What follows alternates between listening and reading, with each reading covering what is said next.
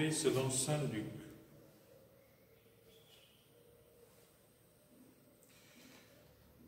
Certains disciples de Jésus parlaient du temple, admirant la beauté des pierres et les dons des fidèles. Jésus leur dit, « Ce que vous contemplez, des jours viendront où il n'en restera pas pierre sur pierre. Tout sera détruit. » Ils lui demandèrent, « Maître, quand cela arrivera-t-il? Et quel sera le signe que cela va se réaliser? » Jésus répondit, « Prenez garde de ne pas vous laisser égarer, car beaucoup viendront sous mon nom en disant, « C'est moi », ou encore, « Le moment est tout proche ».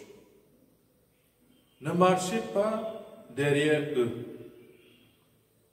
Quand vous entendrez parler de guerre et de soulèvement, ne vous effrayez pas. Il faut que cela arrive d'abord, mais ce ne sera pas tout de suite la fin. Alors Jésus ajouta, « On se dressera nation contre nation, royaume contre royaume. Il y aura de grands tremblements de terre et ça et là des épidémies de peste et des famines. Des faits terrifiants surviendront et de grands signes dans le ciel. » Acclamons la parole de Dieu. Frères et sœurs, hier, les disciples de Jésus admiraient déjà, grâce à Jésus, le geste de la veuve qui avait puisé dans son indigence tout ce qu'elle avait pour le déposer dans le trône du trésor. Ces disciples, qui n'ont peut-être pas vu la grandeur du geste de cette femme, ont, grâce à Jésus, reconnu que cette femme avait donné plus que tous ceux qui déposaient dans le trône du trésor du temple de leur superflu. La femme a puisé dans son amour pour faire don à Dieu. Aujourd'hui, les disciples, pourrait-on dire, continuent donc leur excursion. Et leur excursion sur le temple, à l'intérieur du temple, va s'arrêter sur la beauté des pierres. Ce qui est beau, le temple de Jérusalem devait être d'une beauté éclatante et ne laissait donc personne indifférent.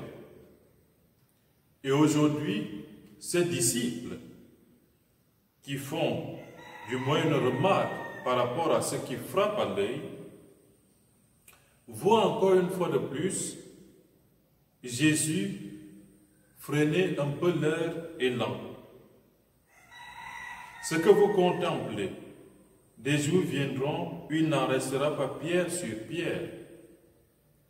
Cette parole peut bouleverser, surtout lorsqu'on est en face d'un édifice qui nous paraît être éternel, indestructible et très beau. Jésus, par là, annonce donc à ses disciples que son départ va inaugurer un temps d'épreuve. Ce sera marqué par des temps d'épreuve. Mais au milieu de tous ces temps d'épreuve, de tous ces moments, de tous ces bouleversements, comme on le voit ici, de tous ces cataclysmes, de tout cet enchaînement des événements de la nature, les disciples devront apprendre à rester dans l'attente du Seigneur sans se laisser égarer. Et c'est cela qui est très important, frères et sœurs. Ils devront rester dans l'attente. On ne sait pas combien durera l'attente. Elle sera sans doute longue, mais le Seigneur prend la peine de mettre en garde ses disciples quant à l'attitude à garder par rapport à cette attente, à sa venue.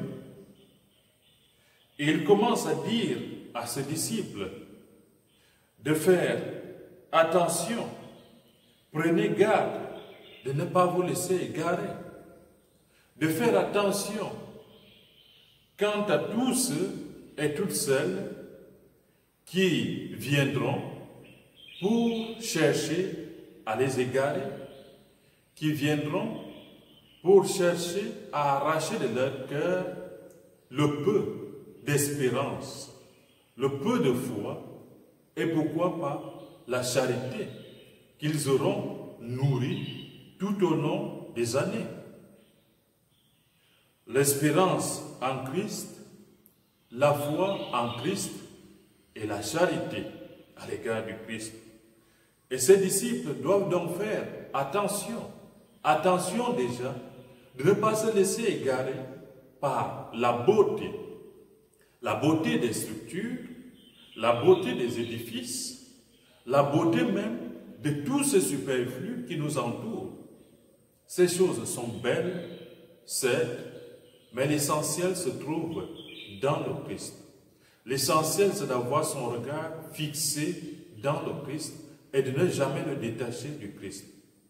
Le jour où on détache son regard du Christ, alors on commence à s'égarer et on se laisse berner par tous ces prophètes de malheur qui arrivent pour nous dire « Faites attention, le Christ arrive, il est déjà là ». C'est bien beau de le dire, mais quand on l'annonce pour faire peur au monde, pour faire peur aux gens, alors le Christ dit « Ne vous effrayez pas ».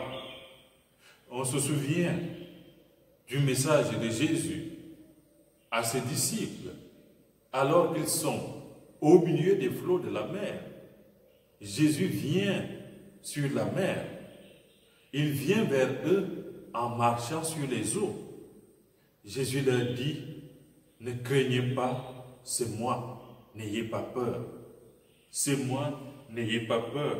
Et c'est ce message, d'une certaine manière, que le Seigneur est en train d'adresser à ses disciples au moment où il va les préparer, où il va les préparer à cette longue attente, à son attente. Ne vous égarez pas, ne vous laissez pas égarer, car beaucoup viendront sous mon nom, c'est moi, le moment est tout proche, ne marchez pas derrière eux. Quand vous entendrez parler de guerre et de soulèvement, ne vous effrayez pas, nous dit le Seigneur Jésus. N'ayez pas peur, n'ayez pas peur. Et dans notre monde aujourd'hui, on a des raisons d'avoir peur. Des raisons d'avoir peur d'une pandémie qui nous bouleverse et qui nous envoie de confinement en confinement. Des raisons d'avoir peur par rapport à toute cette disposition politique plus ou moins stable de nos jours. Des raisons d'avoir peur quand on voit que notre avenir n'est pas assuré. Des raisons d'avoir peur lorsqu'on voit des guerres déchirer notre monde. Oui, frères et sœurs, on a tous des raisons d'avoir peur. Mais il y a lieu aujourd'hui, comme chrétiens, de laisser la lueur d'espérance l'emporter sur la peur. De laisser notre foi s'exprimer pour aider ceux qui ne peuvent pas avancer au milieu de toutes ces turbulences que nous connaissons. Il y a lieu de redire à nos frères et sœurs les plus chancelants, ne vous effrayez pas, ne vous laissez pas égarer, ayez confiance en Jésus. Voilà le message que le Seigneur laisse à ses disciples, frères et sœurs. Et voilà le message que nous sommes appelés aussi à porter quotidiennement. À porter ces messages et à le transmettre à nos frères et sœurs qui n'en peuvent plus. Pour porter ces messages, il faut que nous-mêmes, nous essayions au préalable de vivre de cette invitation de Jésus.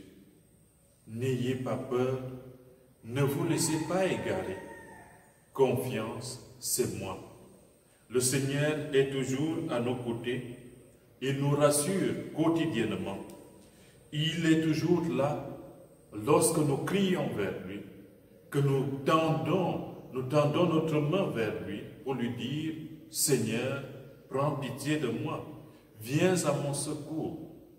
Quand on a l'impression que tout se déchire et que tout est en train de tomber autour de nous, qu'on est en train de sombrer dans les décombres des instabilités de notre monde actuel, je crois qu'il est bon, voire salutaire pour nous autres chrétiens, frères et sœurs, d'avoir le courage de nous tourner encore aujourd'hui, d'avoir l'audace de tourner encore son regard pour le fixer sur le Christ et dire au Seigneur, Jésus, j'ai confiance en toi. Je sais qu'au milieu des épreuves de cette vie, tu es avec moi, tu me soutiens. Le psaume 95 qui précède cet évangile nous disait, allez dire aux nations, le Seigneur est roi, le monde inébranlable tient bon, il gouverne les peuples avec droiture. Voilà le message, frères et sœurs, que nous avons à apporter au monde aujourd'hui aussi. Allez dire aux nations, c'est le Seigneur qui est roi. Dimanche dernier, nous avons fêté le Christ, roi de l'univers. Il faut que nous chrétiens, que par ma foi chrétienne, je continue aujourd'hui, au milieu des difficultés, d'affirmer que le Seigneur est roi. Le monde inébranlable tient bon parce que c'est le Seigneur qui le gouverne et qui le gouverne avec droiture. Frères et sœurs, demandons la grâce à l'Esprit Saint. Demandons aussi à la Vierge Marie, notre Mère, de nous aider à refaire luire cette flamme d'espérance, de foi et de charité qui a été déposée dans nos cœurs et qui est là. Laissons cette flamme s'allumer et grandir au fond de nous. Que le Seigneur nous vienne en aide et que, à notre tour, nous allions vers nos frères et sœurs en difficulté pour leur dire que le Seigneur est roi et qu'il gouverne notre monde avec droiture. Amen.